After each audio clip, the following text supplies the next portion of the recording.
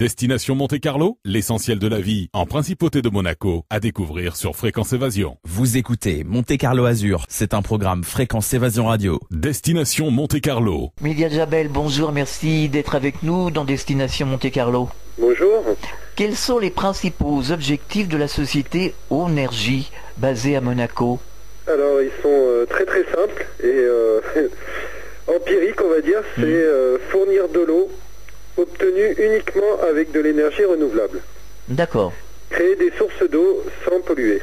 Alors, vous êtes ingénieur, vous avez conçu une machine destinée à rendre l'eau pure par microfiltration. Vous pouvez nous expliquer? Alors, il y a deux procédés. Il y a l'ultrafiltration et il y a l'osmose inverse. Sur l'ultrafiltration, ça nous permet de nettoyer tout ce qui est eau de surface, eau de rivière, les puits, les lacs. Une eau qui est déjà douce mais polluée et qui empêcherait sa consommation. On peut la traiter avec de l'ultrafiltration. L'osmose inverse, c'est plus pour séparer les sels de l'eau. Et donc là, c'est plus pour l'eau de mer, l'eau saumâtre, l'eau qui contient des sels dissous, type le fluor, l'arsenic. Voilà. Alors aujourd'hui, j'ai envie de vous demander, est-ce que l'eau est vraiment polluée? L'eau est polluée, oui. Vraiment? Alors, pas partout, je vous rassure. Dans notre région à nous, l'eau est particulièrement bonne. Il y a juste certains endroits bien spécifiques où voilà, l'eau va passer sur une couche d'arsenic et donc elle sera moins propre et impropre à la consommation, si je puis me permettre. Sinon, globalement, l'eau est bonne, l'eau est saine chez nous. Quand on regarde ailleurs, il y a pas mal de problèmes d'eau parce que tout simplement, on va mélanger les rejets à l'eau de source et on va ponctionner l'eau de boisson dans ces mêmes endroits. Et du coup, là, les gens sont confrontés à une eau de moins bonne qualité où ils peuvent carrément décéder parce que voilà, ils vont consommer une eau qui n'est pas bonne, qui est même qui peut tuer. Alors certains intervenants qui passent à ce micro nous disent qu'il y a de l'aluminium dans l'eau et certaines substances fluorées. C'est vrai ou c'est un peu... On peut trouver de tout dans l'eau. De l'aluminium, pourquoi pas, j'ai envie de dire, mais où? Dans nos eaux à nous? Bah oui, dans l'eau du robinet en tout cas. Ouf, là, non, je crois pas. Non. On peut retrouver peut-être un peu de molécules médicamenteuses. Oui, oui, on en parle aussi, oui. Voilà, un peu de pesticides probablement. Tout ce qui est métaux lourds, en général, les stations, elles arrivent à le séparer de l'eau et on les retrouve pas dans les eaux de source, l'aluminium, le chrome. Tout ce qui sert, par exemple, à faire un chantier BTP, on a du chrome, du mercure, de l'aluminium, tous ces matériaux lourds. Là, on les retrouve dans les eaux de rejet, dans les stations d'égout. Quand ils rejettent l'eau en mer, en général, les boues, si on fait bien son boulot, c'est dans les boues qu'on va récupérer ces matériaux là, et ils ne seront même pas rejetés dans la mer. D'accord. À Monaco, par exemple, c'est comme ça que ça se passe. Alors sur votre site, vous dites que l'eau est renouvelable, mais vulnérable. Ouais, elle est fragile. Elle est renouvelable. L'eau est renouvelable, c'est l'une des seules matières qu'on a, matière première qui est renouvelable, puis ça va s'évaporer, va faire des nuages, et les nuages vont se condenser, ça fait de la pluie, elle revient. Quand elle va s'évaporer, elle va traverser des nappes de pollution, par exemple. Quand elle va redescendre sous forme de pluie, elle va passer sur des couches de sol polluées par l'homme, comme vous dites, à base d'aluminium, de chrome, de mercure. Et donc petit à petit, notre eau commence à être de plus en plus sale. Donc elle est vulnérable parce qu'elle dépend aussi de ce que nous, on fait pour éviter que justement elle se salisse. C'est pour ça que je dis qu'elle est vulnérable. On ne peut pas se défendre toute seule, l'eau. Ah non, c'est le problème. Comme la terre. Oui, tout à fait, oui. Alors vous dites que l'eau non potable est la première cause de mortalité dans le monde et tue 10 fois plus que les guerres. Mais l'eau, c'est simple. Des gens qui meurent à cause de l'eau, il y en a toutes les minutes, il y a 6 personnes, je crois, qui meurent. À ce point-là? Du manque d'eau ou d'une consommation d'eau polluée. Effectivement, ça tue plus que les guerres. Maintenant, en ce moment, la période dans laquelle nous sommes fait que des guerres, il y en a de plus en plus. Donc, ils vont peut-être réussir à rééquilibrer le nombre de décès en rapport à ceux de l'eau. L'homme est de plus en plus intelligent et malin. Mais sinon, l'eau, c'est un fléau quand elle n'est pas saine. Parce que les gens qui ont soif, s'ils voient une source et qui vraiment ils ont soif, c'est le dernier réflexe, c'est de vouloir la boire, quoi. Bien sûr, bien sûr. Et donc ça les met en danger. Destination Monte-Carlo. Vous dites également que les sols sont soumis à une intense érosion avec une menace sur l'agriculture. Alors, c'est simple, c'est qu'on a certains endroits sur la planète où on fait de l'agriculture intensive. Et donc on a appauvri la terre. Et en fait, l'eau qu'on va y mettre pour irriguer, comme cette terre est appauvrie, elle va être mélangée, l'eau va être mélangée à des produits chimiques qui font que, en gros, les semences vont pouvoir pousser. Et du coup, on se crée deux problèmes. On se pollue nos nappes phréatiques et les rivières qui vont récupérer ces eaux-là, type ce qu'on rencontre en Bretagne avec les algues. Hein. Et on appauvrit de plus en plus les terres en y induisant des produits chimiques. C'est pour ça que je parle de ça. Après, il y a aussi le fait que quand on coupe les arbres et qu'on fait des stades de foot à la place, l'érosion de l'eau de pluie, l'eau glisse, l'eau ne fait que circuler, elle ne rentre plus dans la terre. Ah oui, c'est vrai. Ouais. Avant, les arbres, ils pouvaient permettre de la capter un petit peu et puis de la laisser s'imprégner localement. Là, quand elle tombe, elle glisse et puis elle part ailleurs et du coup, elle érode encore plus les terres. Oui, c'est ce qui crée des inondations finalement. Entre autres, oui. Oui. Alors, vous traitez les eaux usées. Quel est le processus de recyclage de ces eaux usées? Comment ça se passe? C'est un processus naturel, c'est de l'aérobie, ça s'appelle. Vous imaginez un pommeau de douche dans lequel on expulserait de l'air, en fait. Et ce pommeau de douche, il serait inversé dans une bassine. Vous mettez votre eau polluée avec ce pommeau de douche au fond qui, lui, bombarderait de l'air. Et en fait, les bactéries au contact de ce CO2, de cet oxygène et de ce carbone, c'est comme des vitamines pour elles. Donc elles vont commencer à s'en servir pour pouvoir se détruire les unes les autres et petit à petit on arrive à dépolluer les eaux comme ça. D'accord. C'est typiquement le procédé qui a été mis chez son Altesse là-haut. Ah oui. Pour les 2 éléphants. Ah oui, on en parlera des éléphants justement. Vous organisez des opérations de pompage solaire au Maroc. Ce projet pilote d'adduction d'eau financé par le gouvernement de Monaco dans le Grand Sud marocain. Vous pouvez nous expliquer? Alors c'est très simple, c'est une association qui travaille dans un oasis de palmiers dattiers. Et ils en avaient pour 10 à 12 000 euros par an de frais de gaz et d'entretien, tout simplement parce qu'ils utilisaient un vieux moteur de Renault 21 transformé au gaz pour pouvoir extraire de l'eau d'un puits. Et donc nous on a proposé de réfléchir à une solution où on pouvait mettre une station solaire et faire en sorte que le pompage se fasse au fil du soleil, c'est-à-dire de façon très naturelle. Dès que le soleil frappe les panneaux solaires, la pompe se met en route et dès que le soleil se couche, la pompe s'arrête.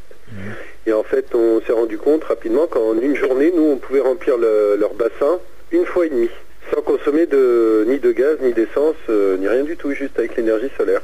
Et du coup, ça va leur apporter une certaine rentabilité. Je pense qu'ils auront, avec les frais qu'ils avaient avant, en quelques années, ils auront remboursé la station et j'espère que ça va pouvoir perdurer parce que les panneaux solaires vous fournissent de l'énergie durant une bonne vingtaine d'années quand même. Oui, quand même. Hein. Ah oui. Maintenant, même 25 ans. Donc c'est une bonne chose de pouvoir avoir des stations qui fonctionnent uniquement au solaire. Et au fil du soleil, on a aussi l'avantage de ne pas avoir de batterie. Oui, c'est vrai. Les batteries, tout à fait. Ça implique aussi une maintenance, un entretien tous les 5 à 7 ans, il faut remplacer les batteries. Et les batteries ont un coût assez conséquent aussi sur les installations. Est-ce qu'il est prévu de multiplier ces initiatives justement à d'autres villages, à d'autres régions, à d'autres pays? Ah oui, moi j'aimerais bien. Maintenant, il faudrait poser cette question-là au gouvernement de Monaco. Moi, ils savent qu'ils peuvent compter sur moi. On avait travaillé ensemble sur le dispensaire en Mauritanie et sur cet oasis marocain. On peut leur apporter notre expertise sur d'autres pays. Là, aujourd'hui, je crois que le gouvernement Monaco, la coopération internationale, a ciblé d'autres priorités que l'adduction d'eau. Ou alors, dans le cadre d'adduction d'eau, souhaite passer par des OSI monégasques pour responsabiliser et faire en sorte qu'il y ait toujours des intervenants lors des échanges. Et pas que ce soit le gouvernement qui s'occupe de savoir comment peut fonctionner une pompe, vous voyez, sur un site isolé. Il est préférable d'avoir de vrais responsables. que la coopération internationale la faire rentrer dans le détail d'un projet type. Bon, ils en ont fait quelques-uns et c'est génial. Mais c'est pas vraiment à eux de le faire, ce serait plutôt à des associations de s'impliquer et de faire en sorte qu'elles puissent bénéficier des fonds de la coopération internationale pour pouvoir travailler. Destination Monte-Carlo. Réactualisez régulièrement toutes vos applications iPhone et Android sur les sites de Fréquence Évasion Radio et Monte-Carlo Azur. fréquenceévasion.com, fréquenceévasion2.com et montecarloazur.com. Destination Monte-Carlo. Alors toujours dans le cadre des énergies renouvelables, la société Onergie a fourni une station électrique solaire et une unité de traitement d'eau nécessaire pour le fonctionnement d'un dispensaire. Alors c'est dans le cadre d'un projet de la coopération internationale, en rapport avec la Mauritanie, où l'ACOPé a fait don d'un dispensaire qui a été entièrement construit et financé par la coopération internationale de Monaco. Ce dispensaire, il est situé sur le banc d'Arguin, environ 400 bornes de Nouakchott, dans un petit village accessible uniquement par marée basse, pour pouvoir y arriver en 5-6 heures, sinon par le désert on y mettrait 8-9 heures quoi. Et donc dans ce petit village, où c'est un petit village de pêcheurs, où régulièrement, comme il y a un poste de gendarmerie, une petite épicerie, il y avait d'ailleurs un puits pas très loin de ce village-là, régulièrement tous les nomades du banc d'Arguin se retrouvent, tout le monde passe par ce petit village quoi, si vous voulez. Il y a une école et tout, et ça a été très très pertinent de la part de la COPé de dire on va installer un dispensaire ici. Donc ils ont fait construire le dispensaire. Lorsqu'on a fait faire, donc on avait été sollicité pour travailler sur l'adduction d'eau très rapidement, parce que là je vous parle, on est en 2006-7, où nous on avait déjà remporté le premier concours auprès du gouvernement, et du coup rapidement la COPé s'est rapprochée de nous. C'était notre premier projet. Elle avait dit voilà, on a ce projet-là en cours, est-ce que tu veux pas travailler avec nous sur cette problématique, sachant que voilà, le dispensaire banc d'Arguin c'est la mer, on n'a pas d'eau douce, donc on a fait faire un puits, on a récupéré de l'eau, on a fait des échantillons, on a travaillé avec la SMO là-dessus pour les analyses, on a constaté qu'elle était saumâtre, et donc qu'il y avait un intérêt à installer une de mes stations, les stations pour lesquelles j'avais remporté les 2 concours sur Monaco, savoir une unité de dessalement qui fonctionnera avec des panneaux solaires photovoltaïques. Et du coup, on a installé l'unité, les panneaux solaires. Comme on était avec de l'électricité fournie par le soleil, ça nous a donné envie d'installer aussi, bon toujours quand je dis nous, c'est beaucoup avec la COPé, un réfrigérateur aussi solaire, pour y mettre les vaccins, les produits laitiers et tout, puisqu'il était question d'y faire des accouchements et de soigner les enfants en priorité. Donc un petit frigo avec les produits laitiers, les vaccins, c'était aussi très très très intelligent. De l'éclairage, afin de pouvoir soigner tout le monde à n'importe quelle heure. Et du coup, depuis 2008, je crois, 2009, le dispensaire est en fonctionnement. On n'a plus eu de retour parce que je crois que Monaco l'a fourni. Maintenant, il est sous l'égide du ministère de la Santé mauritanien, donc c'est eux qui s'en occupent. Et ma foi, je crois, j'espère que tout va très bien. Moi, je sais qu'il y a des enfants dont les mamans ont accouché dans ce dispensaire et qui s'appellent Mehdi. Notamment, il y en a 2, c'est sûr, qui portent mon prénom. D'accord, c'est ça. Parce que justement, on avait de l'eau dans ce dispensaire et c'était grâce à moi. Alors, est-ce que vous pourriez nous parler de la collecte des eaux de rejet de l'enclos, justement, des éléphants, Babi et Népal? Écoutez, c'est encore une fois très très simple aussi. On a été sollicité par les personnes qui s'occupaient de ce chantier-là auprès de Son Altesse, tout simplement parce que ça leur plaisait, le côté écolo et aussi l'expertise qu'on peut apporter par rapport à un traitement d'eau efficace. Il ne faut pas oublier que derrière, on a nous, dans notre capitale, la Fondation Prince Albert II. Donc on ne peut pas se permettre non plus de faire des projets juste pour faire du business. Bien sûr. Il faut aussi que ce soit des projets qui fonctionnent et que l'eau, quand on repart, soit elle est potable, soit elle est traitée, mais en tout cas, on ne peut pas se permettre juste de récupérer des sous et de passer à autre chose. Donc tout ça a fait que moi, ça m'a beaucoup intéressé de travailler sur ce projet-là et j'avais proposé dès le départ d'essayer de faire de l'irrigation de bambous sans trop savoir que les bambous, ils allaient être après, de temps en temps, donnés aux éléphants sous forme de nourriture, quoi. Ah oui. Et donc ce qu'on fait, c'est qu'on récupère les eaux de lavage de l'enclos, les eaux d'urine des éléphants. Tout ça est récupéré dans une cuve où on fait le procédé d'aérobie. Et en fait, à la sortie de cette station de traitement, on a une lampe UV.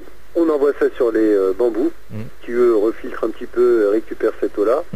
Et ces mêmes bambous, régulièrement, ils sont coupés et on les donne à manger aux éléphants Baby Népal. Alors vous avez participé au Forum mondial de l'eau, je crois que c'était en 2012, hein, c'est ça? Oui, oui. Alors est-ce que vous pouvez nous expliquer comment s'est passé ce Forum mondial et il a lieu tous les combien, ce forum? Alors je crois que c'est tous les 2 ans. Tous les 2 ans. Cette année, on avait été, comment vous dire, il y avait eu le village, le jardin des innovations, je crois qu'ils avaient appelé ça comme ça. Il y avait 14 000 candidats. Et j'ai postulé, ils ont choisi 10 projets, dont le nôtre, notre petit projet monégasque, de dessalement d'eau de mer mobile. Oui, ça consiste en quoi? Alors, c'est une mallette qui permet de dessaler l'eau de mer.